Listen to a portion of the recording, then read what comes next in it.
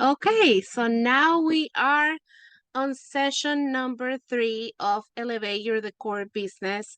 We have reached the point in where we need to establish guidelines to know the value of our work so we can price accordingly. A lot of the times, many businesses have trouble with this part. So these are just the guidelines and the base. I'm not going to tell you very specific things because there's a lot of information.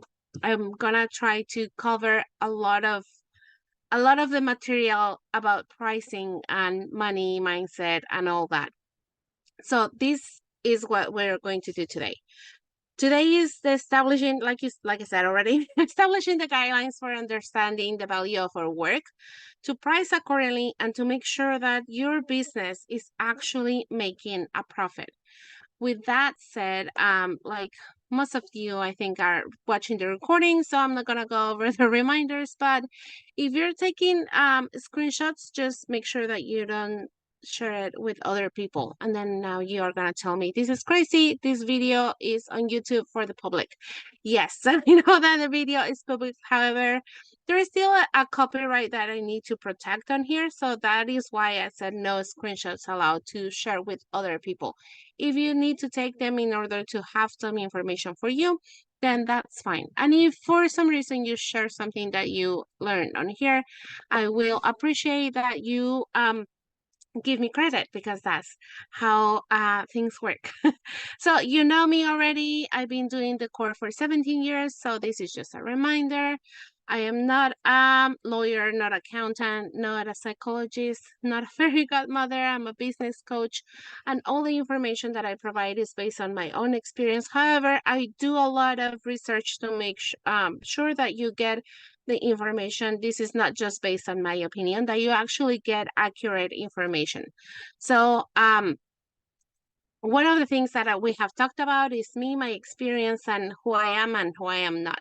I haven't mentioned that I've been in all stages of my business, has been in all stages of business growth. So I started like many other businesses. I started just doing this as a hobby, just for friends and family. Then I started to charge a little bit. When it was the friend of a friend of a friend, I started to charge a little bit. It was my side hustle, my part-time job, and then I turned out to be my full-time job. However, at the beginning, when it was a full-time job, when I quit my other job and when I converted this quote unquote hobby or part or side hustle to my main source of income, I wasn't making a lot of money. So it took a while to have it to be a profitable business. And that got me thinking, okay, there is a lot of things that can happen in a business. However, there is growth. And I tried and researched and I said, okay, how does that work? Because I didn't do it like the as you saw on the last session. The road to success is not linear. It goes like ups and downs. So there was a lot of learning curves in my business. So I wanted to know how is the business growth or how it's supposed to be. And a lot of you might be in some of these areas right here, or you might be in maturity, which is awesome. However, don't feel bad. Don't compare yourself to others. You know that your business is very different to others and your journey is very different to others. But I want to make sure that you understand that there's different stages and how are they and what are the characteristics of them. So at the very beginning, when you have a startup business, it comes from an idea. Either you learn or you realize that you're very good at decorating or designing, or you work with balloons, or you did your own parties and you realize that you had creativity to do this kind of job. So it started with, okay, I'm very good at this, so I should do it as a business. So you, through creativity, you build your business. And then you go to the survival stage, which that means is that you learn through lessons, like many of us. You learn through not knowing how to price, not knowing how to market or advertise yourself. Many of you, like me, started offering this to family and friends, or friends of friends, or friends of family. And then you started to learn by doing the work and by trying to get clientele, you started to learn and develop a brand and a clientele. Then an established business is when you're starting to make a little bit of money. You can delegate things to others. You start having client connections. So it could be repeat customers, referrals, or it's not so hard to build a clientele that you have consistent income. And it can be very different for many businesses. It can be that every month you have two clients and that is good at that moment, or it can be that every month, or I mean, every week you have 10 clients. So it's different for every business. I don't want you to compare yourself to other businesses because the only comparison that you have to do is with yourself. So now, when you have a business that is already established, that you're making money, you have consistent clients, and you have consistent income, what is the next step to that? Well, usually the next step is that you expand. And it doesn't mean that you put more businesses in your area or in different areas. It does not necessarily means that you're gonna go bigger. Sometimes it's that you can offer different things that are related to what you're already doing, or it can be that you offer different products or services. For example, if you offer the decorating part of it, but you are only doing the decor or the rentals, you just get everything together, all the material, saying is linen or um centerpieces or balloons or things like that. You only do that, you set it up, you break it down. That's the only thing you do. If you want to expand and make it bigger, maybe you go into designing, which is different. Most of you already do a little bit of the design, but sometimes you may have a client that says, these are my color, this is my theme. You pick it everything. So now you get to choose the fabrics, the materials, the specific things that are going to go on the tables or things like that. So that is expansion of your business because it's not only the decoration side of it, it's now the designing. It could be maybe that your expansion can look like, I only do linen and centerpieces, and now I want to do draping and ceiling draping and wall draping, and I didn't do that before. So that is expansion. So it might not look like going out or going very big. It can be offering a different service or product. Or you can say it doesn't have to be specifically the core or designing. It could be, okay, I am good at designing, I'm doing good on the rentals. I know how to do balloons and I know how to do a lot of stuff in the decor side. I'm just gonna add a photo booth. I've always liked that idea. I'm just gonna add that to my services that I provide. It is not something very similar because that is its own service, but you can add it to your business and that will be expanding. So it can look in many different ways. Now, when you have that expansion, when you already offer a lot of things, a lot of products, a lot of services, your business has proven to be successful. So you still have a consistent income, a consistent clientele. You have maybe staff, or maybe you have people that help you. If it's only you and you take care of everything and you're still profiting and you're not working yourself crazy hours and you're still okay with the hours that you work, it's still a successful business. So you have reached now what is called maturity, which that means that the business practically runs itself. You don't have to look for clients all the time. It's not you don't have to chase down anybody to hire you. You have a specific clients or a client, not a specific, but you have enough clients that can cover the expenses that you have right now. So why am I telling you all of this? Because I want to make sure that you understand that you don't have to be here to learn how to price. You don't have to do it here either, because sometimes you need to grow through lessons that happen on your business. So it is, like I said, and I'm gonna say it all over again all the time. yeah, many different businesses have different, they can be at different stages. They have different journeys. They have different lessons. So the only comparison that you have to do is to how you were before, last year, last month, last week. However, that is the only comparison that you need to have. Now, my business has gone through all of these stages already.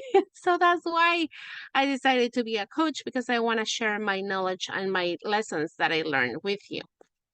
Now, one of the things that you might be experiencing is um, that you're charging low or not enough to get clients, or that you feel that if your pricing is good, maybe it is good, maybe it's exactly how you need to price in your area.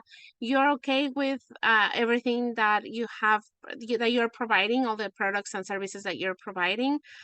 But at the end of the month or at the end of the event, you don't have enough money in your bank account. So somewhere in there, the expenses are being a little bit high, or you're guesstimating, which is one of the things that is very common in our businesses. If you don't guess that already, guesstimating is just like guessing about your estimates. When you give out a price, you're just guessing.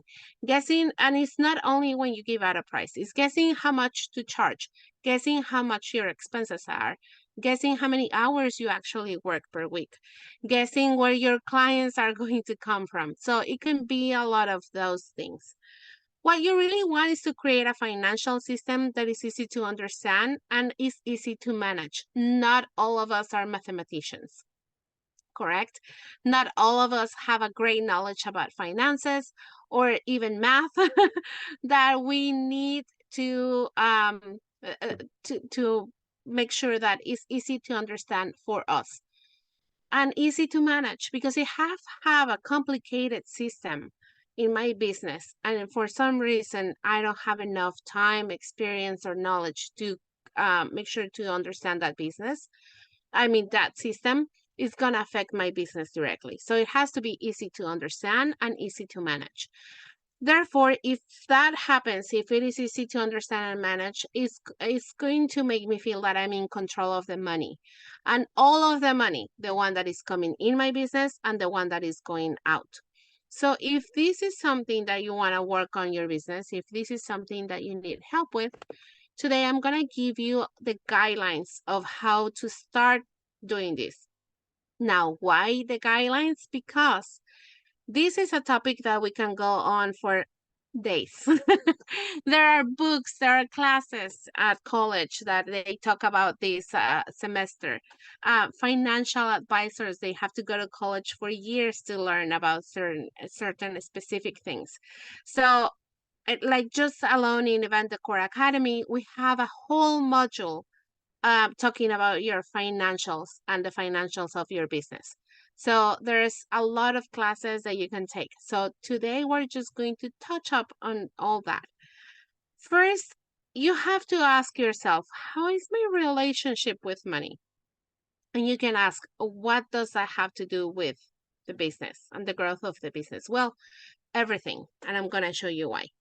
When you talk about debt, how do you feel about that? Is it uncomfortable? Do you feel okay with that? Do you know how to manage that? Um, does that feel good in your heart? Does that feel like maybe not so good? So you have to check all those questions. Another question that you can make yourself is, do you make budgets? Do you just spend money as it comes? Or do you actually have specific things that that when money comes in, you have a system in how it goes out? Now, another one, and I love these questions, the next couple of questions. If you had 5,000, how would you spend it? Because somebody might spend it into saving it, and that is not actually spending, but that is an option. So some people might save it, some people may spend it on groceries, food, things for the house. Some people might spend it on lavish stuff, designer things, and maybe things that are, I'm going to say, a luxury. Because I don't want to make sure that to hurt your feelings. So if you have to check, that is only 5,000. Now, would I feel if I had 500,000? What emotions come up when you talk about finances? What emotions comes up when you're answering these questions? If you have all green flags and you feel okay and you give yourself thumbs up and everything is fine, that means that you have a good relationship with money, that you already did the work in order to understand your feelings when the conversation about finances or money comes up.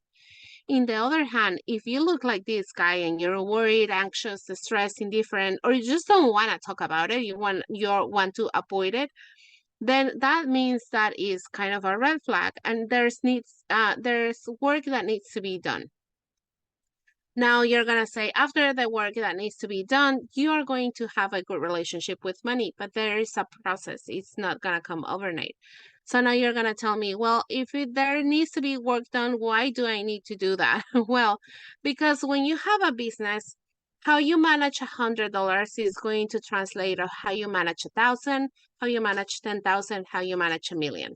So that's why a lot of people, when they are starting getting money and they're starting doing good on their business, or not only in their business, if they get a promotion at work and then they're starting making good money, if they don't have a good, healthy relationship with money, um, it can be a trouble in their lives.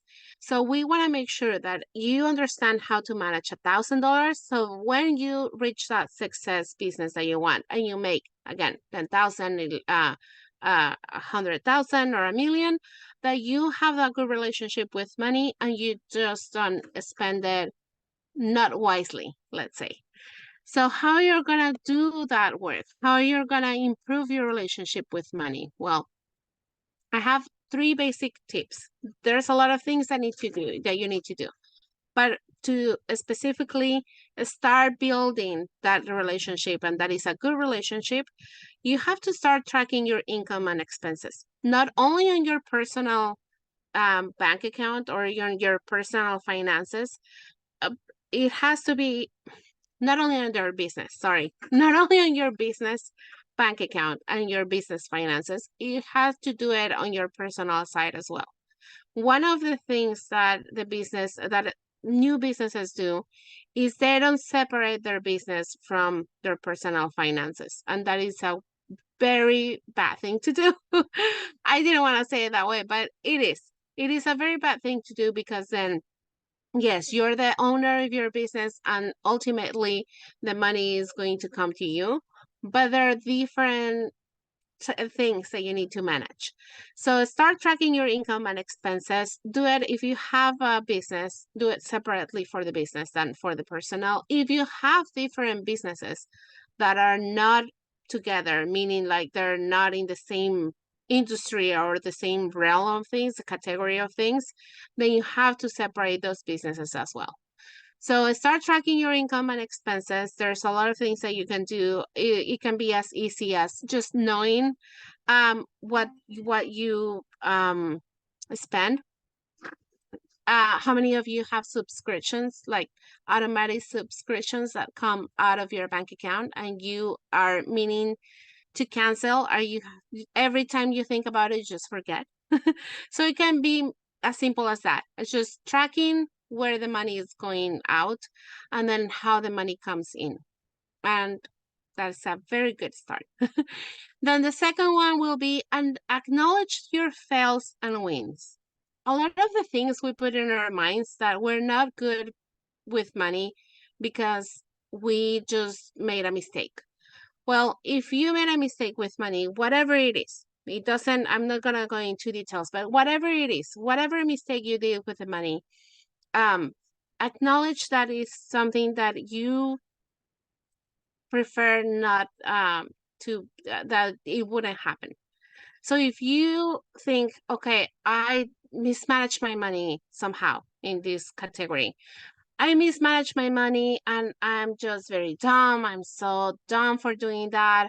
I don't know how to do it. I'm never going to learn. So that you're putting negative thoughts in your mind, and replacing and putting those negative thoughts is going to make sure that your wins don't seem like wins, that they seem like, okay, well, that's not something that's how it's supposed to be.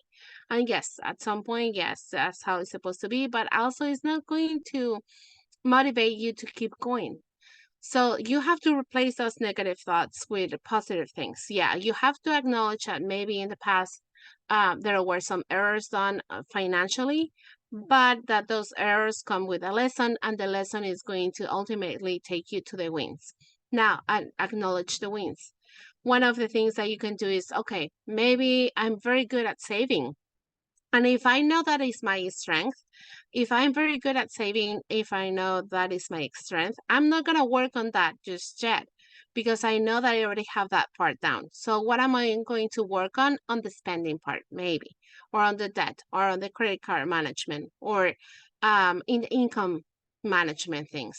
So you have to make sure that you acknowledge the good and the bad. And then another one is that you have to take time to learn about finances. A lot of the times, or most of the time, we learn about finances and money through our upbringing, through our parents, the authority figures that we had in our childhood and our teenage years, from the things that happen in our very first jobs. So all of these we learn intrinsically, meaning that it's just things that happen to us and that's how we learn. It is very rare that there is a class about this in elementary school or high school or middle school. So because we don't actively learn about finances, there's a lot of error that happened before. So if that is something that is not your strength, you have to make sure that you take time to learn about how to manage money. Now, am I going to learn it in a year? No, this is an ongoing thing that is going to happen all of the time. So you have to start by learning first about your relationship with money. That's why I ask you these questions, because you have to see how your relationship with money is in order to become good at managing it. One of the things that I can recommend you is reading. If reading is not your thing, thank God there's audiobooks. So these are two books that can help you start building that relationship with money. So you're at badass at making money, and why smart people do stupid things with money. So these are very easy books to read, and they're very to the heart. So when you read them or when you listen to them, try to understand that this is a perspective of these authors of the book. It doesn't have to do it exactly that way, but it gives you understanding how your relationship with money is. So these are very good books. You can get them on Amazon, Audible. There's bookstores. There's both of them are under $20. So I would start with that, and then with these three things on here. Now, let's talk about a little bit the business side of things. What do I need to do in order to set up my pricing? If I want to make sure that I'm doing the pricing that I need to do for my products and services, you have to check on some few things first. Before I even talk about my prices, or before I even talk about how am I going to bring in money to my business, there are three important things that you need to do. First, you have to conduct a cost analysis. If you haven't heard about this term, I'll explain it to you. A cost analysis is, okay, I offer different products or services. A cost analysis is for each product or service that I offer, I have to know how much money I spent in order to provide this service or to give this product to my client. So if I have, for example, centerpieces, how much money on materials, labor, and time included, which is a little bit like labor, how much money does it take to make this product? If I have a service, if I do planning, if I do designing, if I do backdrops, which is or rentals, how much money does it take to have that service provided to the client? This is not how much you're gonna charge. This is the money that you're paying in order to have this product or service in your business. When you have that money and when you know how much it costs to you to have that product or service, it's going to be easy to know how much you need to charge, because you're gonna have, okay, if I spend $100 on this, I'm not gonna charge 150. I have to charge a little bit more than that. And there's different prices and formulas. Strategies and formulas to check about that. But you need to know how much it costs to make that product. Now, the other thing that you need to do is to check your geographical pricing. Why do I talk about this so much? Because a person, let's say a balloon designer in New York City, is not going to charge the same as a balloon designer in rural Idaho. There's different markets, different clientele, different materials. Sometimes the material costs a little bit less or more. Shipping and all those things. You have to make sure that you understand that different towns, cities, and states might have different pricing because of the location. Easiest understanding that a house in Beverly Hills is not going to cost me the same as a house in Montana. So same thing over here. You have to check and to know your city or the areas or counties that you provide the services for. And then the next one, choose a pricing formula for each service or product. Why do I need to do that? Okay, can I just say, okay, if it costs me 100, I'm just gonna charge 3 times more, and that's 300. So if it costs me 200, I'm just gonna charge 600. Not really. And then I'm gonna explain it to you this way. If I do backdrops, a backdrop with fabric and LED lights and artificial flowers is not going to be the same price as a backdrop with fabric, LED lights, and balloons. Why? Because one of them has a product, a material. One of them has a material that is disposable, that I only use once, and then I have to buy it again and again, which is the balloons. But the floral, the artificial flowers, I can use again and again and again. Maybe I can use it 5, 10, 15 times. So the pricing formula is going to be different on that one than the balloons, because the balloons, there's no way that I'm going to use them 10 times. We only use it once, twice at the most, and that is still very rare. So we have to make sure that the pricing formula is different. Why? Because my profit is not going to be the same. So now, in order to know that, there's when I did research about this, there's about 15 different pricing formulas. Do all of them work in our industry? No. So you have to know, and you have to make sure that you understand that different products, different services, you might need a different pricing formula. And this is one of the things that we talk about in Event Decor Academy. I'll let you know which ones they need a rental formula, which one is a selling pricing formula, and so there's no confusion into all of this. Another thing that I forgot to mention is when you conduct a cost analysis, you have to make sure that you understand your overhead. The overhead is the expenses that you pay in order to keep your business afloat. So utilities, internet, cell phone, if you rent a place, if you pay yourself rental for the office space, if you pay warehouse storage, whatever it is, all of those expenses is your overhead. And every single business has a different overhead. So not only you have to know about the materials that you pay for, you have to know how much you need to pay every single month in order to keep your business afloat. It doesn't matter if you work out of your house or if you have a warehouse, a showroom, or a store. So you have to make sure that when you conduct your cost analysis, you have done your research about your overhead expenses. So when you have all this information, when you know your cost analysis, your overhead expenses, when you know your geographical area and the prices in your area, or if you serve different towns or counties, if you know all that information about the towns and counties that you provide services to, and you have a list of all the products and all the services that you offer, you have to choose a pricing formula for all of that. That is going to be just the beginning on setting up your pricing. Now, there are many apps nowadays with technology. There are many apps or websites that can help you being financially organized. So I'm going to share some of those with you today. First, you need a calendar, whatever works best for you. an agenda, a planner, a digital calendar, Google Calendar. There's thousands of apps that you can use that are just for calendar things. Why do you need a calendar? Well, first, you need to have a monthly meeting with yourself. One for your personal stuff, one for your business stuff. So you need to make sure that happens on the same date every month or around the same date.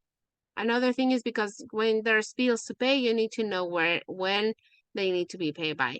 So a calendar is going to help you a lot with this. When you have events, you have to know what days of the month you're gonna have money coming in, because what if I have $10,000 coming in at the end of the month, but all my bills are due at the beginning of the month. So you have to make sure that there's enough money to cover those expenses. So a calendar, it needs to be one of the very first things that you get in order to be financially organized. Another one will be spreadsheets. I know that a lot of people don't like it. I don't like it myself. However, they're very useful. They're extremely useful. They're not so hard to understand. And that's why I mentioned you have to find a system that works for you, that is easy to understand and easy to manage.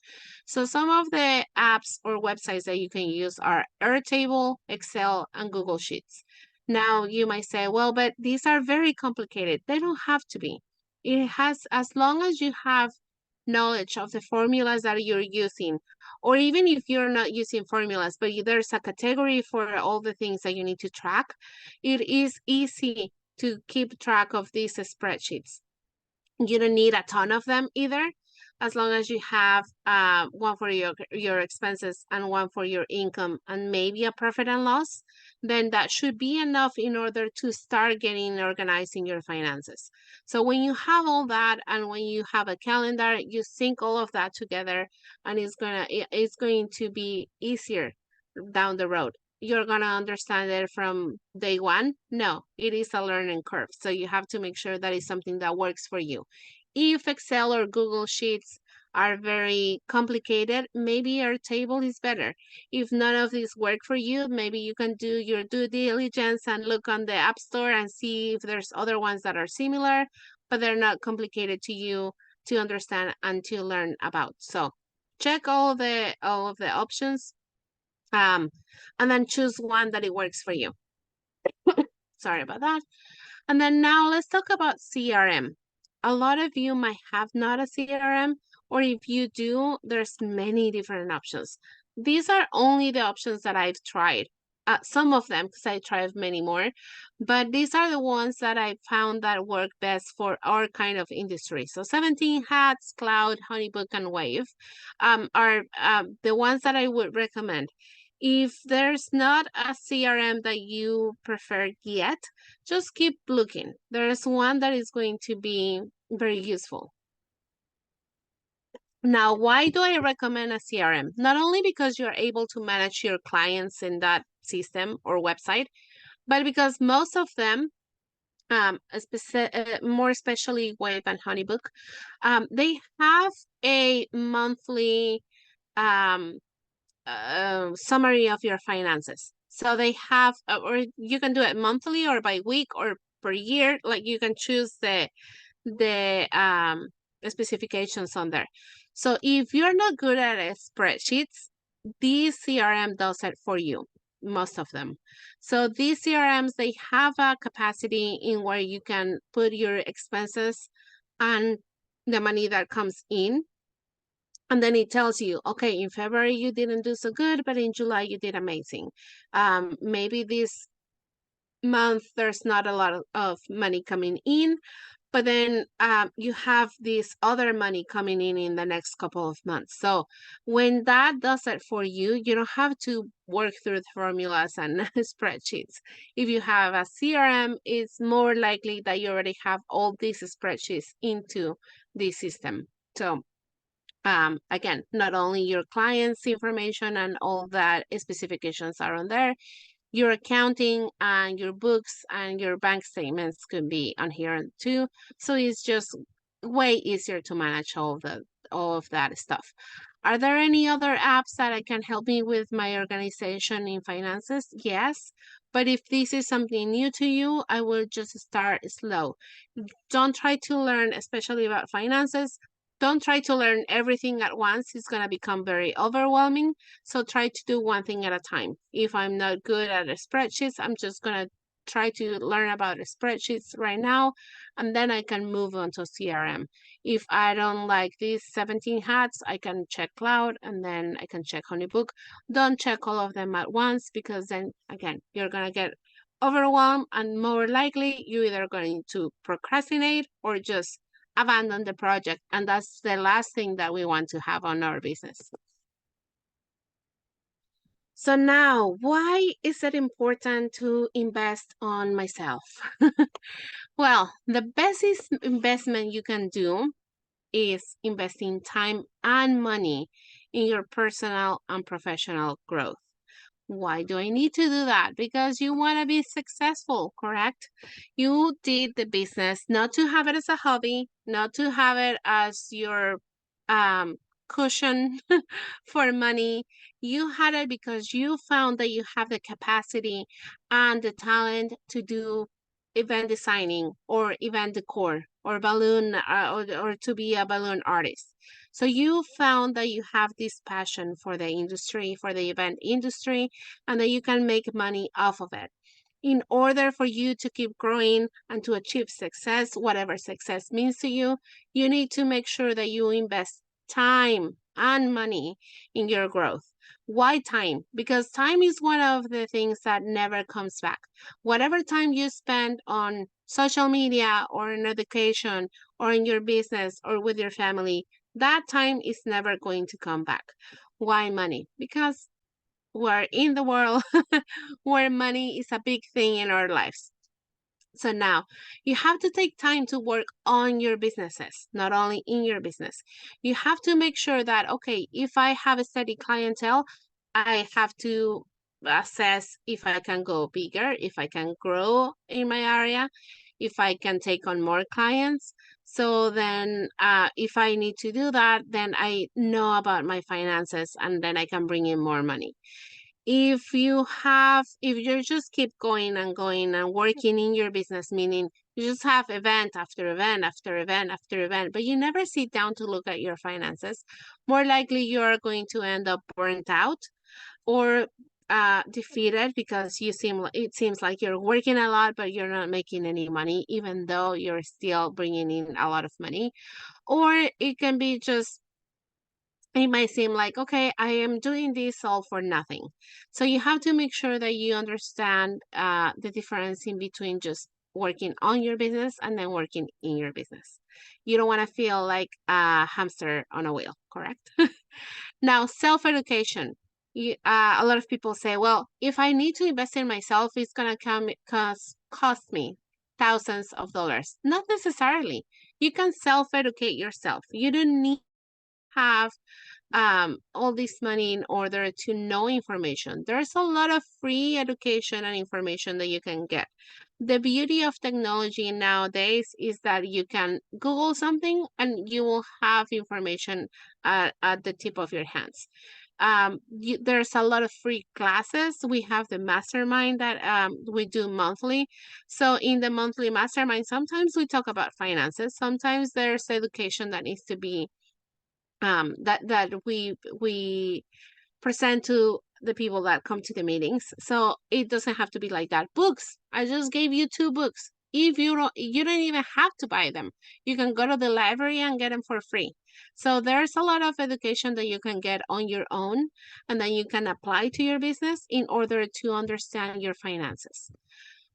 Then ideally, after you do your self-education, after you educate yourself about the things that you need to work on, you can hire professionals. The first professional that I would hire, if you haven't done so, is an accountant. Why an accountant? Because they're going to look at your money and they're going to be able to understand how it's functioning, the things that you need to work on and the things that are working fine. So an accountant, a lawyer that can look over your contracts, a virtual assistant if there's something that you don't want to do, like if you don't want to pay your monthly bills and you just want to make sure that somebody else takes care of that for you. A virtual assistant can do that for you. There's profit advisors that if you already have a good business and it's doing good, they can be an advisor can come in and check out your books and your profit and loss and tell you what are the things that you can do in order to bring more profit or to have less expenses. So any professionals that can help you in your business, sometimes it's one of the best investments because they have the education to guide you to a successful business.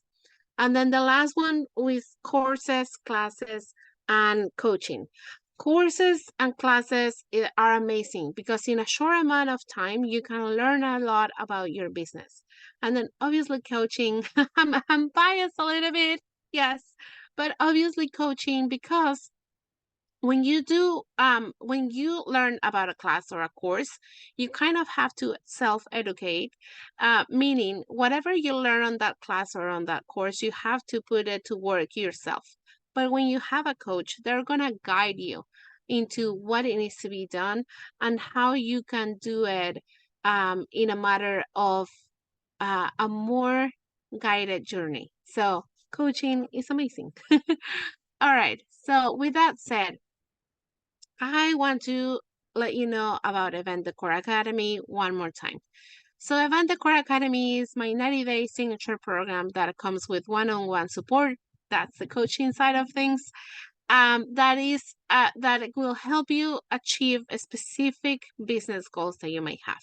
You get a detailed curriculum, a weekly coach with me, daily support via Boxer, and action-oriented worksheets and templates for your business that you can use right away.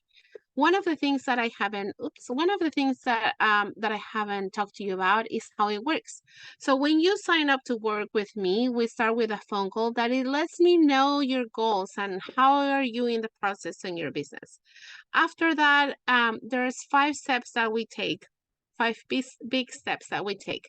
So first, we get our mindset change because we have to build confidence to create our CEO mentality. So this is the one that is helping us know how to manage our business. Then I tell you, and we have a few classes that improves our techniques for the core. This is just time-saving tips that will help you evolve as a creating. Then this module is amazing one, financial mastery. You develop a profitable price list and you know how to charge on your business. So in your business, so you have know how much and when the money comes in, how to spend it wisely.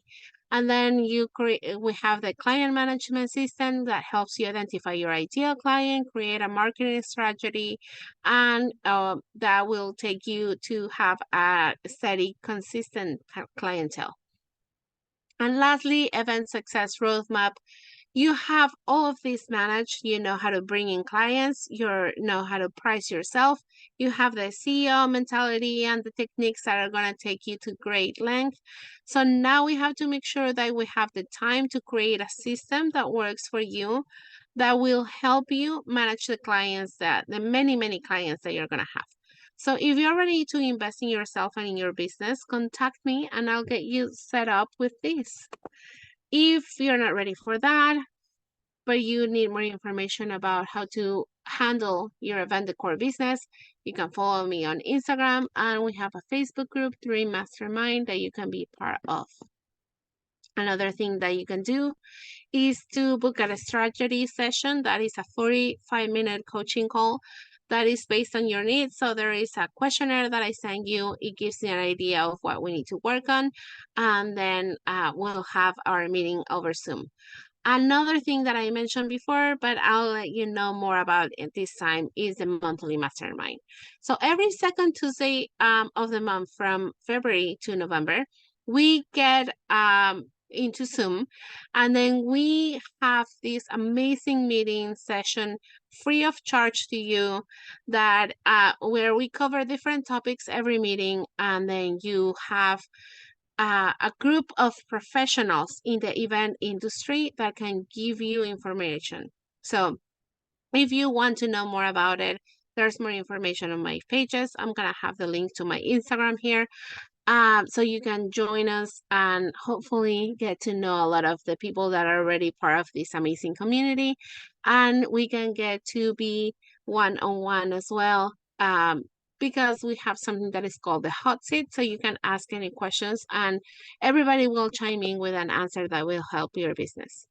So now we are done with this. I'm going to go back before I do the questions. We are done with this. So hopefully these 3 classes serve you a lot into knowing how to elevate your decor business, the things that you need to start working on. I am so glad that you joined me for this, and hopefully we get to see each other in a strategy session, the mastermind, even the core academy. Any of those are good ways to work with me. Hopefully I see you soon. Bye.